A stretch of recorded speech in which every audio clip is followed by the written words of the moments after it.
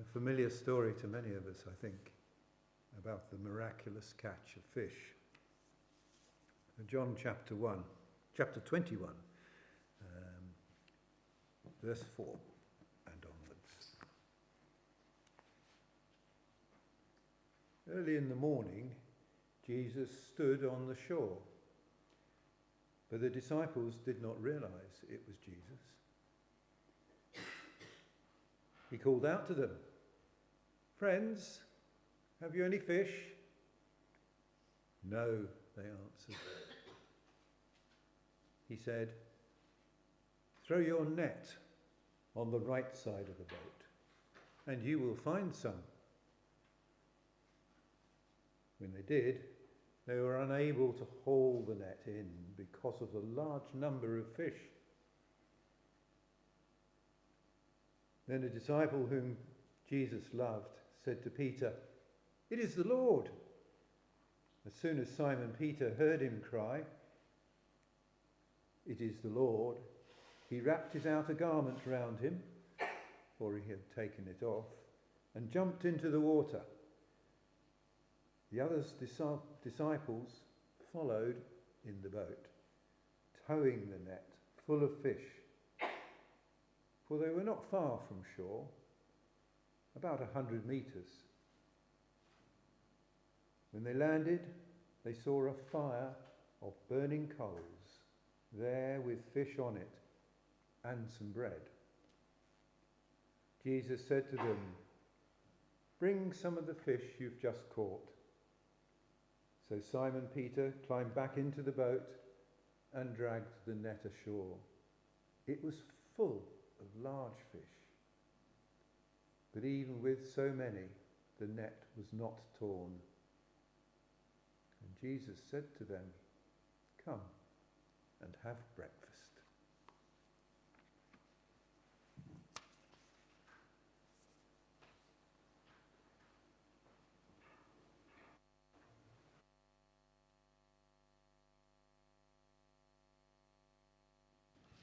Thank you, Jonathan.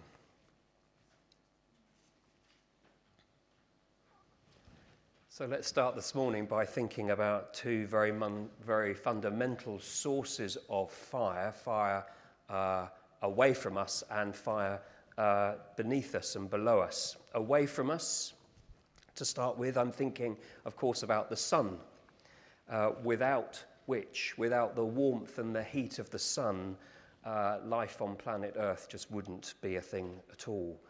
It's a source of light, warmth, and of course, colour. Without it, everything would be incredibly monochrome and bleak. And although I'm known for my love of bleak, I think even for me, that would be a step too far not to have the sun at all. So we have fire away from us.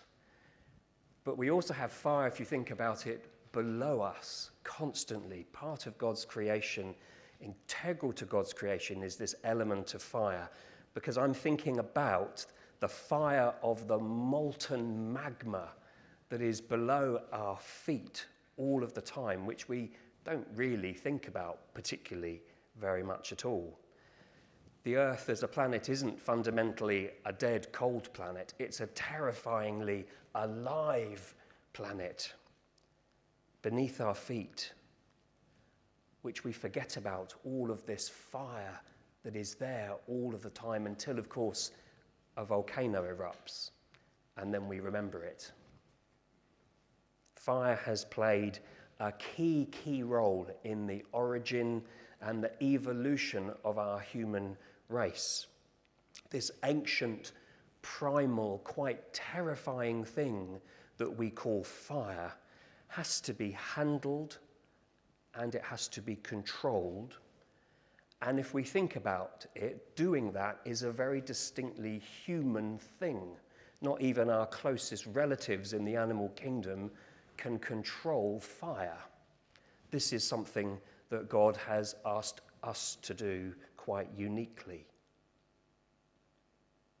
A crucial part of our development as human beings has been in the use of fire, in the control of fire, It's been essential in the development of our tools, sadly also of our weapons, and in all of our industry. Fire, as we know, has a real life of its own, never still, constantly changing shape, and the smallest of spark we know in the right kind of environment will come a huge fire in seconds, consuming all that lies in its path. A bit like air, if you were here on Tuesday, we were thinking about the very way that air permeates and is very intimate. Our relationship with air is a very intimate relationship. Also fire. We think about light, how light just touches the surface of something, but fire has the ability to go right deep and to penetrate deep and to go right to the very heart of the matter. Fire is a cleansing force, refining metals, burning off the dross, the impurities, and then leaving just the pure alloy. And that's why in the book of Malachi, God's actions are likened to, as we've sung, a refiner's fire. It's what happens when we encounter God's transforming power and light. That which holds us back from living lives that are lived to the full can be burnt away, and all that is good and only good is what remains. A fire is something that gives a place, a heart, and a soul. And I'm thinking of lighting a fire outside or lighting a fire at home, and I can't wait. It's nearly cold enough to light a fire at home, not quite, but I can't wait for that first moment. And then what a fire does is it gathers people around it. Great conversations and moments of intimacy and encounter can happen around a fire. Just like the story that we just heard of Jesus risen, calling to his disciples, come and have breakfast. He's prepared a fire. And then these moments of encounter and like, wow, it's him. And then the following moments that we would read about in that chapter of Jesus reinstating Peter, this all happens around the intimacy of a fire. So a fire can be a place of warmth, but it's also a place of fellowship and a place of belonging. We hosted here yesterday a group of guys from London, all released from prison, and we spent the best part of an hour together around Dave and Colleen's fire pit.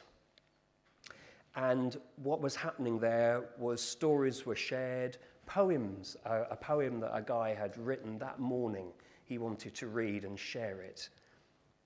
It was a magic moment. We chatted about everything, life and the meaning of life and the universe, and it all happened just in the most natural way around a fire. There are loads of references to fire in the scriptures, and I'll leave you to go away and look some of them up. But some of the most obvious moments are the calling of Moses, this bush, this flaming bush that doesn't burn up, the voice of God, sandals off, this is holy ground. The people of God then led out of Egypt, following a pillar of cloud by day and a pillar of fire by night. So fire, all through the scriptures, represents the presence of God himself. At Pentecost, the Spirit, of course, descends upon the faithful disciples gathered, waiting, in tongues of fire resting upon each person. In lots of churches, the sadness and solemnity of Good Friday and the emptiness of that Saturday after Good Friday, that is broken as a fire is lit outside of the church. The Easter candle is lit with the flame from that fire, and the resurrection of Jesus Christ is proclaimed and greeted by the faithful with fire. The light of Christ is said or sung as that candle lit from the fire is brought into the church. And St. Paul, at the end of his first letter to the Thessalonians, says, "Do not quench the Spirit's fire." Do not quench the Spirit's fire, which is a challenging reminder that it is possible to take the life and the passion and the energy of God in us and change it into something that is tame, predictable, dull. Let's not do that, says St. Paul. Instead, let's be people who guard the holy fire.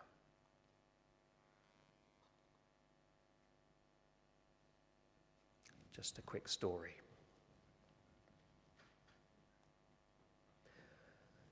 Once upon a time, a very long time ago, there was a village, and everyone in the village lived very busy lives and had important jobs, and everybody spent a lot of time rushing here and there in their busyness, day in, day out.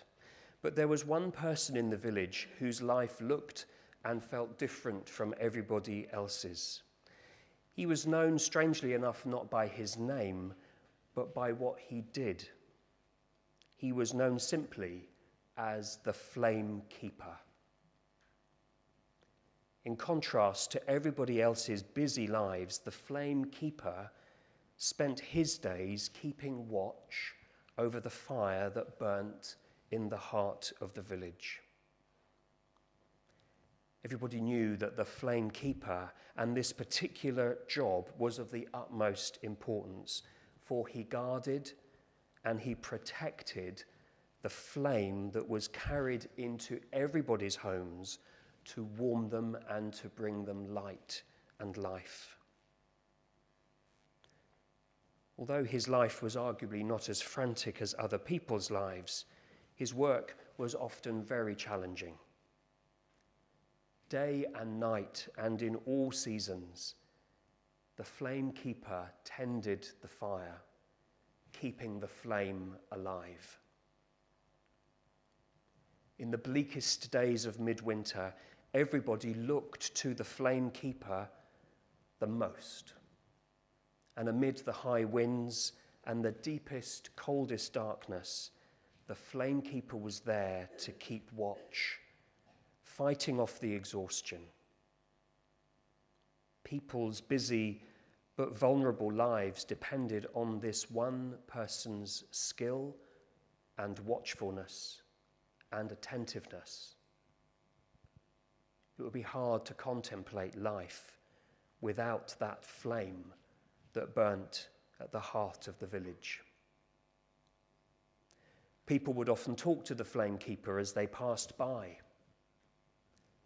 The Flame Keeper loved to chat as he poked the orange embers with his stick, watching the sparks crackle and rise up high into the air. One day someone asked him, "Don't you get bored just sitting here all day?" "How could you get bored?" the Flame Keeper replied. "Look at the flame. It's always changing. Look, it's alive. Sometimes it's still and gentle. Sometimes it flickers and leaps and moves about like it's dancing. Sometimes it burns brightly, at other times right down low. Sometimes the flame is a simple yellow, at other times look at the oranges, the crimsons, the blues, the greens, the purples. How could I ever be bored or lonely? It's alive. There's always company with this flame. Another person once asked the flame keeper, "Where did this sacred flame come from that you guard all day and all night? And how did you know that you were called to tend it?" The flame keeper paused and looked puzzled. "Do you know," he replied, "that's a good question. And I don't know really how to answer it. I don't know where it came from, how it got here, or who asked me to look after it. But all I do know is that this flame is the most precious thing to me and for all of us. And that which is so precious is worthy of my utmost devotion, attention, and care." And as the flame keeper watched, his flame suddenly leapt in the air as if dancing for joy. One day, the flame keeper, whose body had grown tired, entered into his eternal sleep, at peace that his work was done. And so the village straightway appointed a new flame keeper. The only instruction that had been left were simply these words, written on a tatty piece of paper, left in an envelope with the words, "For the new keeper of the flame." And it read, "Keep the flame alive, however fragile its dance, however forgotten in difficult days or distracted days, however obscured it may have become. Stir the embers again. Let stillness stir it into life. Wake it in the quiet. Sit with the glow. Guard the fire from the wind. Shelter it from the rain. And protect this flickering glory from the fire stealers. You will know them, for you are the flame keeper, the keeper of your flame. And this flame also keeps you, an inextinguishable blaze, quite unput-outable, a holy flame, holy and strong. This kindly light, this burning gold within, this simple, searing flame, and you, its marvelous keeper. Keep the flame alive, however fragile its dance.